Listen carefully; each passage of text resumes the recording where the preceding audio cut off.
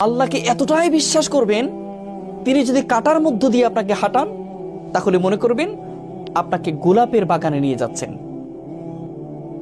আপনি যদি যে কোনো কষ্টে যদি থাকেন, আপনি যদি ব্যথিত হন, আপনি যদি আঘাতপ্রাপ্ত হন, তাহলে আপনি মনে করবেন আপনার আল্লাহ এই কষ্ট দেওয়ার মানেই হলো আল্লাহ আপনাকে ওয়ালা সাউফা ইয়াতিকা রাব্বুকা ফাতারদা, এমন কিছু দিতে যাচ্ছেন সেটা পেলে তুমি খুশি হয়ে যাবে।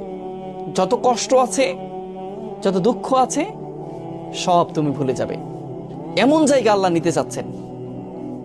সেজন্য আল্লাহর প্রতি আমাদের বিশ্বাস নাই, আমরা বিশ্বাস রাখতে পারি না। আমরা রাখতে পারি না যে আমার আল্লাহ আমার সমস্ত কষ্টগুলো মুছে দিবেন।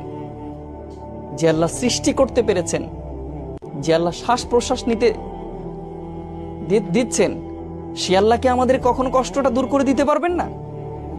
যে আল্লাহর জীবন, সে আল্লাহ জীবনের দুঃখগুলো দূর করে দিতে পারবেন না?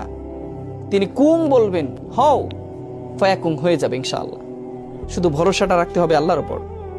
যেমন মুসা আলাইহিস সালাম পানিতে আঘাত করেছেন লাঠি দিয়ে, বিশ্বাস ছিল আল্লাহর উপরে। লাঠির কোনো এখানে ক্ষমতা ছিল না, শুধুমাত্র বিশ্বাসটাই ছিল বড়। আল্লাহ তাআলা তাকে 12টি রাস্তা তৈরি করে তাকে বাঁচিয়েছিলেন।